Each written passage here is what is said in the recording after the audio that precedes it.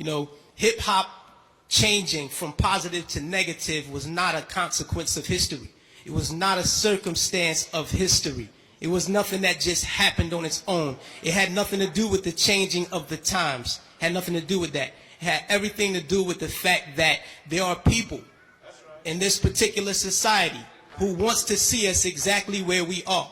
And we cannot let that point elude us. These are the facts. How do we know? 1967, Kerner Commission report on urban disorder. When black people said, yo, we're tired of this system. You know what I mean? This system is oppressing us. So we rebelled against the system. We burned things. We said, yo, we had enough. He did his little report on what caused these riots. He said, what caused these riots? He said it was young children who started these riots, and what was motivating them was a high self-esteem and an enhanced racial pride. He said the majority of the rioters were high school dropouts, but they had a higher political orientation than their peers who did not drop out.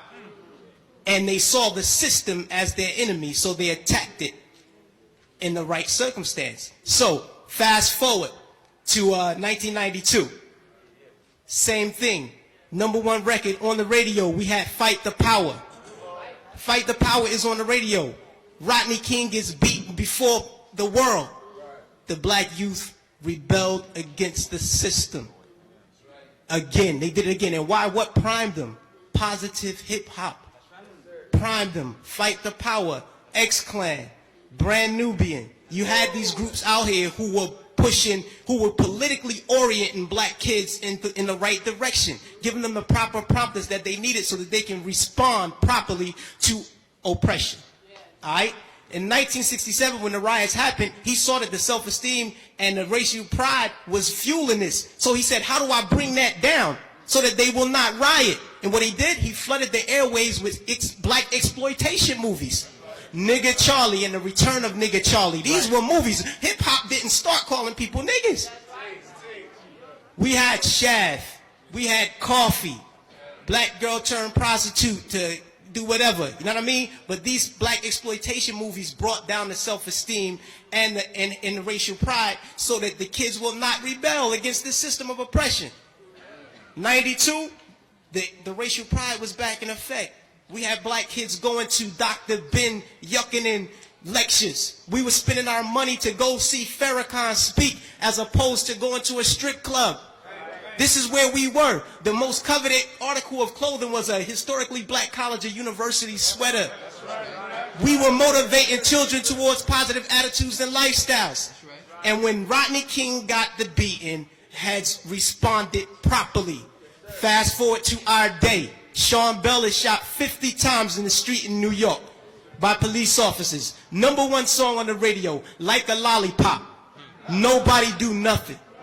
Nobody respond to nothing. Trust me.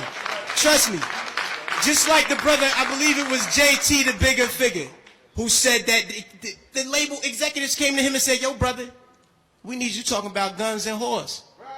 You know what I mean? That's right. That happens. I've been in those meetings with management and had to ask me, is what you're saying really what you believe so that we'll know how to market you properly?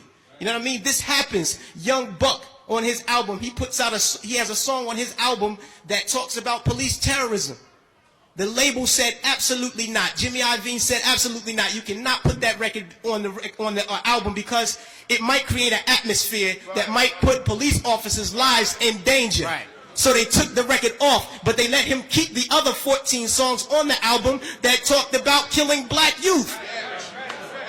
So this is what we're dealing with. We're not dealing with a circumstance or consequence of history. You know what I mean? The environment that we're embedded in puts us in a situation where we feel we have to maneuver and play the game and water our message down. You know what I mean? But no, what happened was they intentionally shifted the paradigm to get us exactly where we are right now. Right now, we're feeding the prison industrial complex right now. Our kids are going to prison because they're promoting these records. They're promoting these records daily that send us to jail. You know what I mean? It's cool to go to jail. You know what I mean? They glorifying these things. And it's not the black youth. We're in a position where we get, like the brother said, the choice. You know, he said, yo, I chose the positive. So I didn't do it. But every youth is not going to take that route. I know I come from the projects. Grew up in the projects all my life.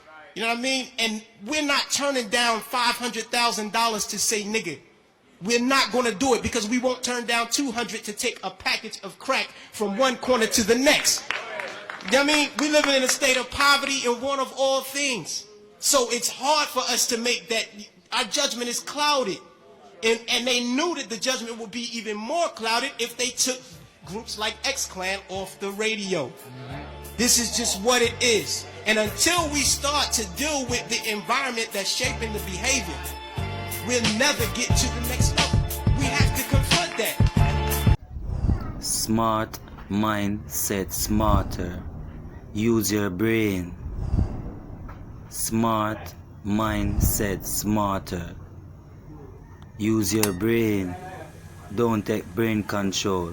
Don't take hallucination.